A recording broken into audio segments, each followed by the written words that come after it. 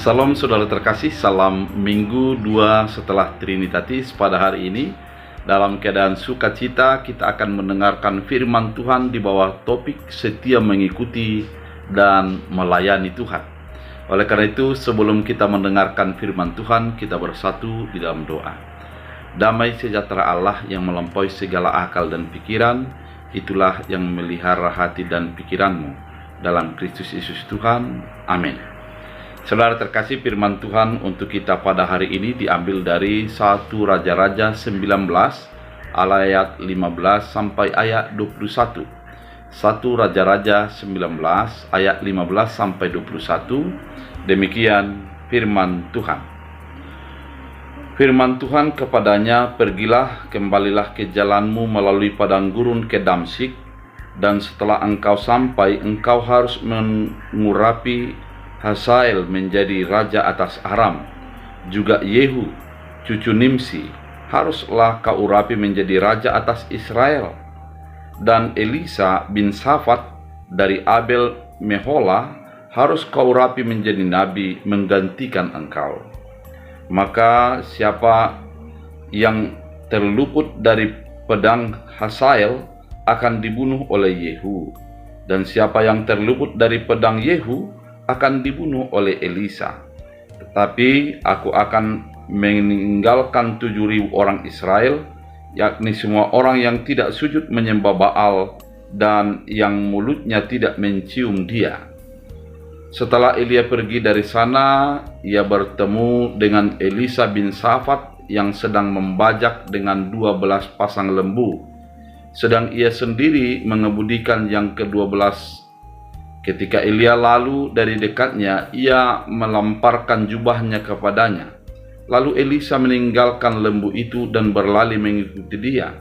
Katanya, "Biarkanlah aku mencium ayahku dan ibuku dahulu, lalu aku akan mengikuti engkau." Jawabnya kepadanya, "Baiklah, pulanglah dahulu, dan ingatlah apa yang telah kuperbuat kepadamu." Lalu berbaliklah ia daripada Elia.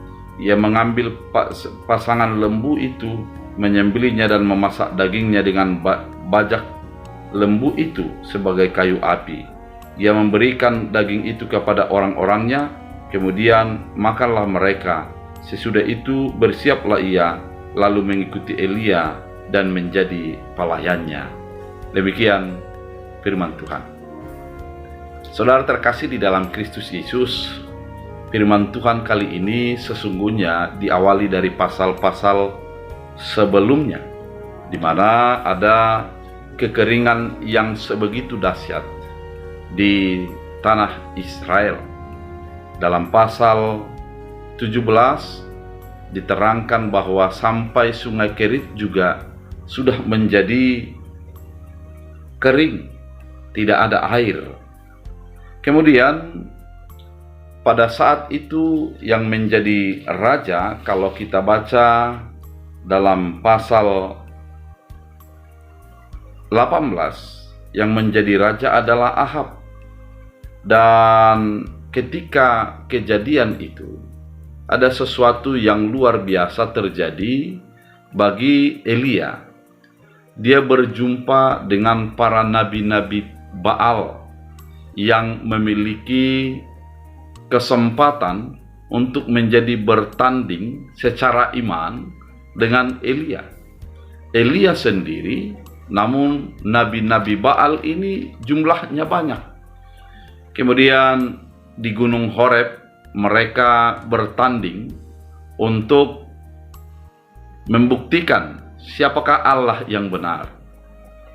Maka pertandingan ini adalah untuk memanggil agar hujan turun. Dan dimulailah dari para nabi-nabi Baal dengan mendirikan mezbahnya, membuat sembelihan, dan memanggil agar Baal datang menerima persembahan itu. Namun yang terjadi adalah sampai sudah bersorak-sorak para nabi-nabi itu, kenyataannya tidak menjadi datang hujan yang dimintakan itu. Kemudian setelah itu yang dilakukan Elia adalah dia mencoba memberikan persembahan di hadapan para nabi-nabi Baal. Kemudian setelah dilihat bahwa api yang dipersiapkan oleh Elia, kemudian sembelihan yang diberikannya itu disambar oleh api datang dari langit, dan habislah persembahan itu.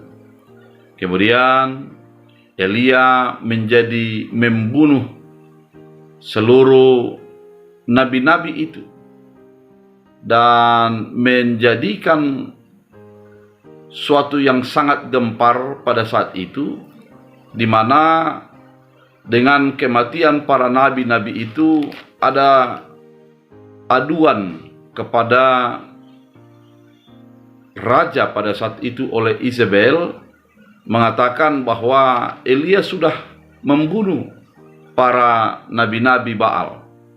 Kemudian mendatangkan kemarahan kepada Ahab, dan dia berencana untuk membunuh Elia.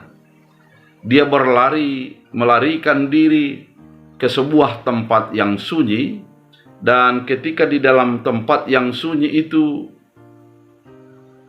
sehari perjalanan. Kalau di dalam pasal 18, pasal 19 ayat 4, ia sendiri masuk pada padang gurun sehari perjalanan jauhnya, lalu duduk di bawah sebuah pohon anggur. Kemudian ia mengatakan, "Cukuplah itu, sekarang Tuhan ambillah nyawaku." Ternyata dalam pelariannya Elia sudah putus asa dan menjadi pasrah untuk menjadi mati. Tetapi dalam pasal 19 ayat 7, tapi malaikat Tuhan datang masuk kedua kalinya dan menyentuh dia serta berkata, "Bangunlah, makanlah, sebab kau tidak berjalan. Tidak, perjalananmu mati terlalu jauh bagimu."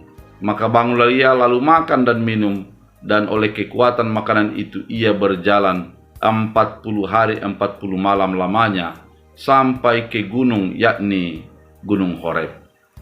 Saudara terkasih, di dalam Gunung Horeb ada sesuatu yang luar biasa yang terjadi. Ada puting beliung, dan Elia mengatakan, "Apakah ada Allah di sana?" Ternyata tidak ada Allah di sana. Ada juga api yang menyambar-nyambar. Dia menyangka ada Allah di sana. Tidak ada Allah di sana. Kemudian datanglah angin sepoi-sepoi. Kemudian di sanalah Allah datang, dan disampaikanlah kalimat kepada Elia bahwa dia harus mengurapi. Itulah di dalam ayat kita pada hari ini. "Pergilah, kembalilah ke jalanmu ke padang gurun Damsik, dan setelah engkau sampai, engkau harus mengurapi Hazael menjadi raja atas Aram, dan Yehu cucu Namsi harus kau rapi menjadi raja atas Israel." Ada tugas yang dilanjutkan oleh Nabi Elia. Dia tidak dibiarkan di dalam penderitaannya, tapi harus melanjutkan tugas yang disampaikan oleh Allah kepadanya. Ada 3 orang yang harus diurapi oleh Elia. Yang pertama adalah dikatakan tadi Yehu cucu Nimsi, kemudian mengurapi Hazael raja atas Aram, dan juga harus mengurapi yang namanya Elisa yang diurapi menjadi nabi. Saudara terkasih di dalam Kristus Yesus, itulah topik yang mau dihantarkan kepada kita dalam topik minggu ini. Setia mengikuti dan melayani Tuhan. Kalau kita mendengar tadi bagaimana latar belakang sampai kepada pasal ayat 19, ayat 15 sampai 21 ini, maka kita akan paham bahwa menyatakan kebenaran Allah akan dihadapkan dengan berbagai tantangan. Orang yang menyatakan kebenaran tidak terlepas dari persoalan, tidak terlepas dari ancaman, tidak terlepas dari fitnahan dan kekuatan-kekuatan yang bisa menghancurkan perasaan dan pikiran. Namun ada sesuatu yang luar biasa, dikatakan setia mengikuti dan melayani Tuhan. Saudara, bagaimana kesetiaan daripada Elia? Ketika dia menyatakan kebenaran Allah, dia menjadi diburu oleh raja pada saat itu. Dan ketika dia diburu, dia tidak menjadi diangkat oleh Tuhan, kemudian dijadikan kepada tempat yang nyaman. Dia harus melarikan diri ke padang gurun. Dia harus menjadi putus asa, mengatakan biarlah aku mati.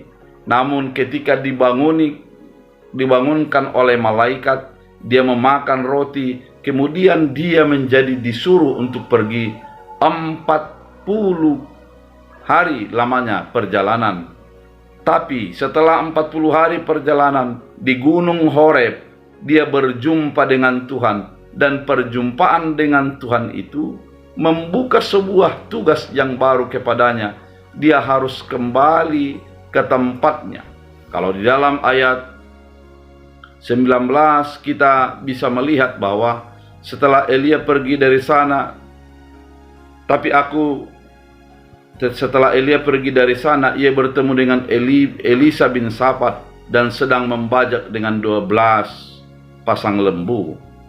Saudara terkasih di dalam Kristus Yesus, ternyata dia dikembalikan dari tempat sebelumnya dan harus kembali kepada apa yang sebelumnya dia tempat berlari, harus kembali ke tempat itu juga. Saudara terkasih di dalam Kristus Yesus, ternyata sebagai orang yang melayani Tuhan, melarikan diri bukanlah menjadi jalan keluar, namun tetap mendengarkan Tuhan berbicara, tetap mendengarkan bagaimana Tuhan di dalam keadaan tenang dan teduh untuk memimpin kita dalam pelayanan kita. Saudara, dalam ayat 15 sangat jelas dikatakan firman Tuhan kepadanya, pergilah kembalilah ke jalanmu melalui padang gurun ke Damsyik. Ternyata dia diarahkan kembali kepada jalan yang sesungguhnya dia hadapi. Bukan menjadi lari daripada kenyataan, namun menghadapi persoalan.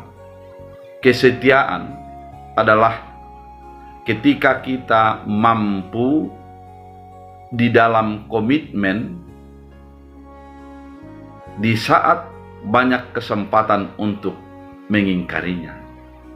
Kalau dikatakan setia, dia pasti teguh di dalam komitmennya ketika banyak kesempatan untuk melanggarnya.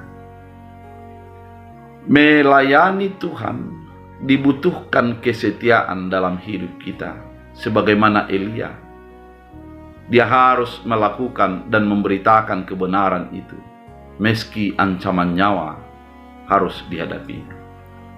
Di dalam ketakutannya, dia harus mengurapi Raja Aram, mengurapi Raja Israel, dan mengurapi Nabi. Dia tidak boleh berhenti meratap dan menjadi pasrah oleh keadaan.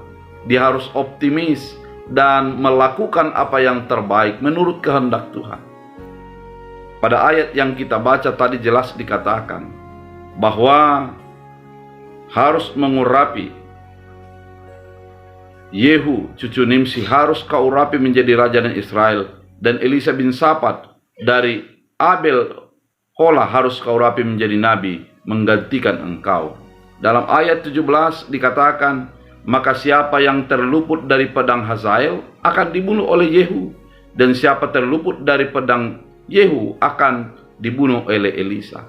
Ternyata tugas yang harus dilakukannya adalah tugas yang diamanatkan oleh Tuhan. Meski banyak tantangan, dia harus tetap melakukannya. Kesetiaan yang demikian juga dihadapkan dengan Elisa. Elisa pada saat itu membajak sawah, dan dia sendirilah yang membajak. Ada 12 lembu yang menjadi pembajak itu. Namun ketika Elia melemparkan jubahnya kepada Elisa, dia meninggalkan pekerjaannya, bahkan menyembelih lembunya dan membuat bajak itu sebagai memasak atau membakar lembu itu. Artinya meninggalkan aktivitas lamanya dan masuk kepada panggilan dan kehendak Tuhan. Saudara terkasih, hal ini kedengaran mudah, namun dalam kenyataan begitu sulit. Ketika kita sudah mengikuti Allah, maka haruslah menanggalkan kebiasaan-kebiasaan lama dan masuk kepada kebiasaan baru sesuai dengan panggilan Tuhan. Kalau kita mengatakan bahwa saya akan mengikuti Tuhan, jangan menjadi tetap di dalam membajak dan juga tetap mengikuti dan melaksanakan kehendak Tuhan. Namun yang harus dilakukan adalah pilihlah Tuhan. Maka di dalam Matius 6 ayat 33 sangat jelas dikatakan bahwa carilah dahulu kerajaan Allah dan kebenarannya.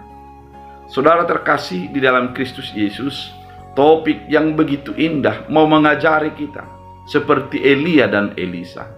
Elia di dalam tantangan-tantangan hidup, dalam persoalan-persoalan yang dia hadapi, oleh karena dia menyatakan kebenaran, oleh karena dia menjadi orang yang beriman kepada Tuhan, dia dihadapkan dengan ancaman kematian. Meskipun itu yang terjadi, dia sudah pasrah untuk mati dan melarikan diri jauh. Namun Tuhan ketika menyuruh dia untuk kembali ke Damsyik, dia melakukan itu dan mengurapi orang-orang yang sudah disuruh oleh Allah untuk diurapinya. Artinya saudara terkasih di dalam Kristus Yesus, kesulitan, hambatan, dan persoalan tidak menghentikan dia untuk menyatakan kehendak Allah. Kesulitan itu tidak menjadi lebih besar daripada amanat yang diberikan Tuhan bagi hidupnya, sehingga dia selalu melakukan apa yang terbaik sesuai dengan kehendak Tuhan. Demikian juga dengan Elisa. Ketika dia sudah dipanggil oleh Elia, dia tidak memiliki alasan untuk menjadi tidak ikut. Dia hanya mengatakan, saya akan menjadi berpamitan kepada orang tua. Dia tidak mengatakan, saya masih banyak pekerjaan. Tapi dia melakukannya adalah agar orang yang dia kasihi, yaitu orang tuanya, juga menjadi mengetahui bahwa dia adalah pengikut daripada Tuhan. Saudara terkasih, marilah sebagai orang percaya masa kini menghidupi cara-cara daripada Elia di dalam kesulitan yang selalu beriman, dan seperti Elisa yang memiliki pekerjaan namun memberikan hati kepada Tuhan dan mengutamakan Tuhan daripada apa yang dia kerjakan. Apabila itu yang kita lakukan, kesetiaan yang demikian kita perankan dalam hidup kita, yang pasti kita akan menjadi orang-orang yang setia mengikuti dan melayani Tuhan. Saudara terkasih, firman yang begitu indah memberangkatkan kita pada minggu 2 setelah Trinitatis pada hari ini, di mana jadilah menjadi Elia masa kini dalam tekanan, dalam kesulitan, dan dalam berbagai tantangan hidup, tetap mendengarkan Tuhan berbicara dan melakukan kehendak Tuhan dalam hidup kita. Marilah sebagai Elisa masa kini yang mampu meninggalkan kebiasaan lamanya, pekerjaan sehariannya menjadi mengikuti Tuhan secara total, di mana dia menyembelih lembunya dan kemudian mengikut kepada Elia yang sudah mengurapinya. Saudara terkasih, kita adalah umat pilihan Allah yang dibutuhkan kesetiaan dalam mengikutinya, dan layanilah Tuhan di dalam setiap langkah-langkah kehidupan, sehingga kita menjadi orang yang merasakan kebaikan Tuhan. Kita berdoa. Terima kasih Tuhan atas firman yang begitu indah, mengajari kami, menuntun kami untuk tetap setia melayani Tuhan dalam hidup kami.